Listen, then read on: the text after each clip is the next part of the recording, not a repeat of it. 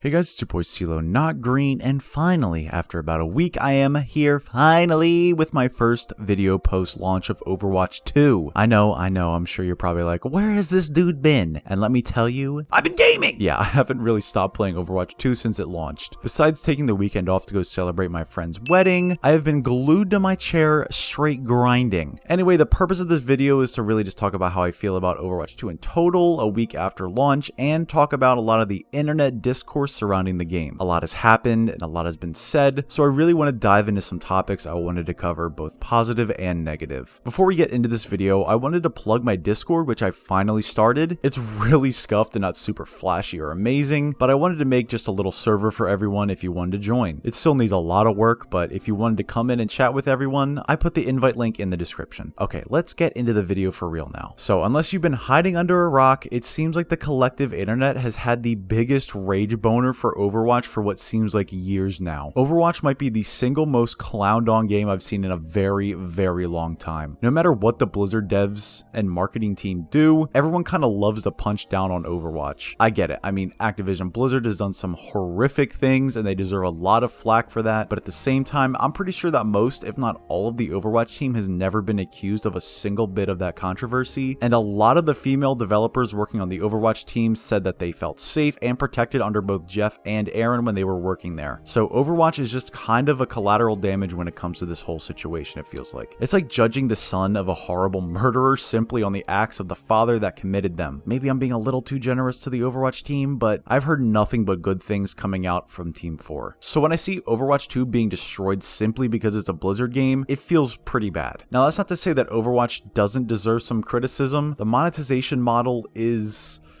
rough. I sounded like an absolute idiot back in my thoughts about Overwatch 2 video from a few weeks ago when I said that legendary skins should be under $5. Yeah, not really how that goes. $20 for a single legendary skin is absolutely brutal. In the grand scheme of things, $20 for a top tier skin is really industry norm at this point, but when you look at Overwatch 1 and how you got these exact same skins, it feels terrible. Going from earning loot boxes and getting basically every skin in the game for free, and now charging the price of what Overwatch 1 was going for a few weeks ago seems insane. Especially when you have to pay $20 for skins that came out in Overwatch 1? Like, why? I really hope that Blizzard changes this pricing. The number one complaint from actual Overwatch players, and that's a major point I'll touch on later, the actual player complaints, is the pricing of the cosmetics. If legendary skins were like $10 and epic skins were $5, I think they would end up selling a lot more skins in the long run. It's a much easier pill to swallow spending $10 on a skin than 20. I think everyone would agree that that's better. Maybe it's just optimistic thinking on my part, but I really think they would make more money for selling things less. Like an outside example. I work at a bar where I bartend. The place I work is probably going to drop the price of beer. Why? Because we aren't getting a ton of business beer-wise when the beers are all over $6 a single glass. People go into happy hour to get cheap drinks and it's so much more popular then. Getting one beer for $6 is a much tougher sell than 2 beers for $6. Like, sure, maybe they'll only get 1, but the chances of having someone stay and have 2 and maybe even 3 is more likely if the prices are better. Now swap the word beer for Overwatch skins and tell me that doesn't make sense. I don't know, that's just my opinion on the skin pricing situation. If Blizzard really want people to change their minds on Overwatch and it's one huge criticism, they should go for it. Literally break the gaming standard and status quo and price your stuff lower. People will love you for this. Be the change you want to see. I think that's a core value in the lore of Overwatch, so why don't they show up and do that themselves? I don't know, that kind of just became a bit of a ramble, but I feel like it's something that needs to be said. Now, I wanted to move on from the monetization side of Overwatch 2 because I think it's been talked to death about. I said before that the monetization is a major complaint from actual Overwatch players, and I said that because it seems like there's a huge hate campaign on the game for a myriad of reasons in a bunch of places. If you look at places like Metacritic, you can see how much people have been review bombing this game. Now, I'm not going to say that this game is a 10 out of 10 because it isn't, and in absolutely no conceivable way is it a 0 out of 10. The amount of zeros being given to Overwatch 2 is actually absurd. Just reading through some of them, you can see the constant lies and misinformation and half-truths inside them. People just hate Overwatch. The biggest criticisms I saw were the monetization, the SMS Protect, the Defense Matrix initiative, and the gameplay. Monetization I covered, and I'll reiterate, It's really bad.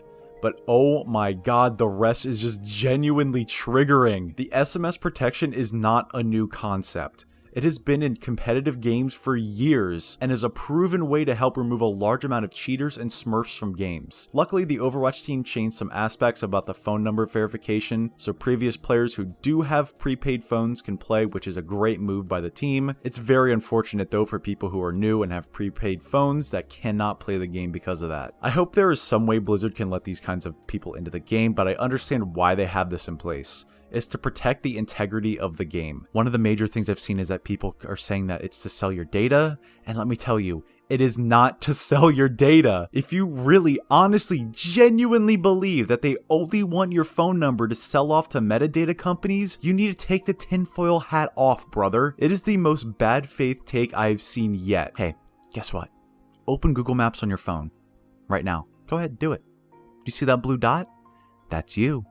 If you zoom in, I bet it's even pinpoint exactly where you are in your own house. The government and Google know where you are. Remember when you Googled something on your phone and went to some website? Yeah, they now have your data and your phone number. It is physically impossible to not have your data be collected online anymore. The only way you're safe is if you're actually a Chuck McGill with space blankets wrapped around you at all times, homie. I'm sorry, giving your number for a fucking video game to prevent cheaters is the literal least of your worries. I don't ever want to hear another "but my data" argument brought up ever again. If you're online, if you're watching this video, it's too late for you. You've probably lost more privacy opening up YouTube to watch this than you would be putting a phone number into BattleNet. Get over yourselves. Sorry if this is coming across really mean, but I'm just sick of people acting like this. If this is the hill you're going to die on, it's the molehill you made a mountain of. The other thing that people are clowning on is the voice recording part of the Defense Matrix initiative. If you actually go and read what Blizzard said they're doing,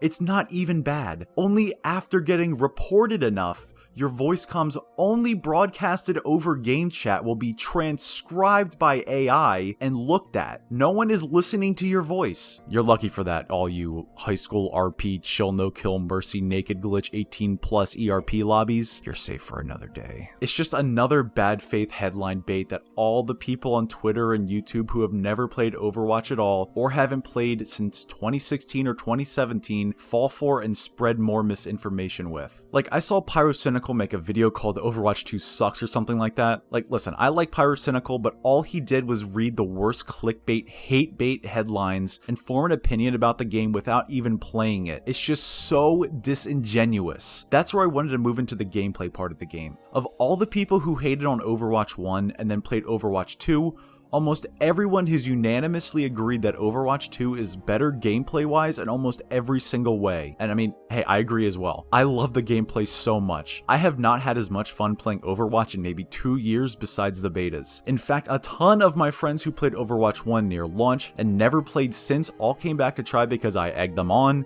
and almost every single one has been logging in even when I'm not playing. I had a friend who literally downloaded it to play Hog since he was a Season 4 Hog 1 trick and has literally been playing hours and hours with me and my friends, playing mainly Kiriko, Junker Queen, and Cassidy. Literally still a week after launch. He said that he was having way more fun than he ever thought he would. People who hated on Overwatch 1 constantly, who are more popular, like Critical and even Angry Joe, have said that yes, Overwatch 2 is a drastic improvement over Overwatch 1, and they had a ton of fun playing it. People are having fun playing Overwatch again. When was the last time you heard that? What, 2018? So when I see all these people on Twitter and Metacritic and everything else complaining about the things that don't even impact the gameplay, I can tell you that these lovely, critically thinking folks haven't booted up Overwatch in years, if ever at all. If you don't like it, that's fine. If you didn't like Overwatch 1 for whatever reason, all I can say is download it again and give it a try. It's free and there's no harm in trying it. If you don't like it, you lost what? 2 hours of your life? It's not a big deal. You don't need to go out and put a 0 review score for a game because you didn't like it and call it garbage. There are still some things in the game that need to be fixed up, Luckily, all the server issues are done, but that was a DDoS attack that really Blizzard didn't have a ton of say in. There are still bugs in the game, like Bastion being a straight AC-130 from Modern Warfare 2 and being literally deleted from the game, and some other silly small bugs that really should have been ironed out. The UI still needs a lot of work, like this competitive loading screen is really not great and clearly a first or second draft. The audio for the objectives is still so quiet I can barely hear them, and that was my #1 complaint in the first beta, and some other audio bugs still need to be ironed out. We're still missing Blizzard World, Numbani, Rialto, and Havana in the map pool, so the map pool does feel a little small right now, and some other features like weapon inspects, hand animations, the banner emotes, the Overwatch League, Overwatch 2 redesigned skins, and different times of day on all the maps are still missing from the game. Hopefully most of these come in Season 2, that's probably my guess. Do these things affect the core gameplay that it makes it unplayable? Absolutely not. It's still extremely fun to play, and that is the most important thing in a game like this. Also, please nerf Orisa. If she's pocketed, she is unkillable. Please nerf the time that Fortify is active, thank you. Okay, one last thing I will say that is a valid point of criticism is the name of the game itself, Overwatch 2. People have been judging this game by the name of it for years. People have been saying for months that what came out on the 4th isn't a sequel, and guess what? I agree, it isn't. Not yet, at least. The problem with the name is that they announced the game way too early. Back in 2019, when Jeff went on stage at BlizzCon and announced the PvE campaign and hero missions that were coming with Overwatch 2, that was going to be a sequel. A true Overwatch 2, but instead what we got was Overwatch PvP 2.0. Because they announced the game so early and didn't really expect to have development take this long, it was kind of impossible to undo the announcement. I feel like the devs have said as much as they can that this is the PvP launch, but people haven't paid much attention to Overwatch all that much over the last 3 years, so when they see Overwatch 2 launches on October 4th, most people were expecting the true sequel. After COVID and all of the Bobby Kotick internal fuckery that happened, the game kept being pushed back and back and back. They were kind of forced into a corner of either let Overwatch 1 die an even slower, more painful death of no content while the PvP upgrades were being held hostage by the PvE, or they do a split launch with PvP first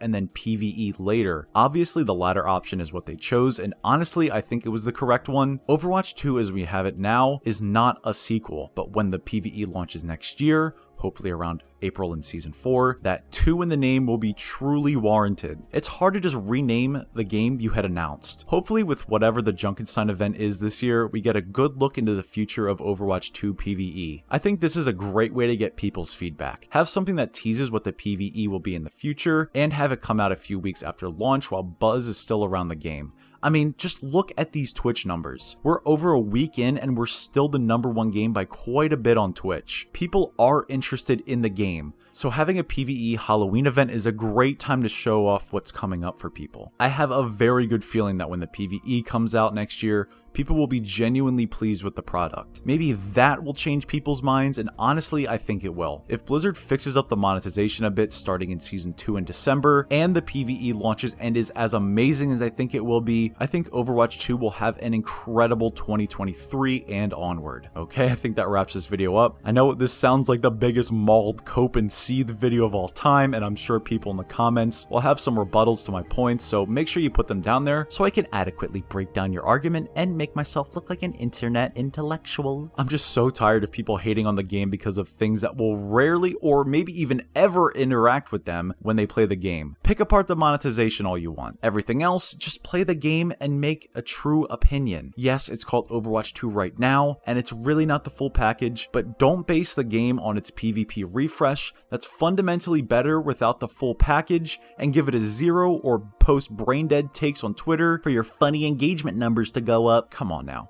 I know you're better than that. Okay, that's it from me. Please like the video if you enjoyed or learned something new. Subscribe and ring the bell icon to see more from me and to get notified when I upload next. And comment below what you think about my takes. I'm sure I'm going to get absolutely slammed in the comments, so drop it down there, brothers. Alright, hopefully I'll have some more Overwatch 2 content that's a little more positive coming up soon, so stick around, and as always, I'll see you guys in the next one.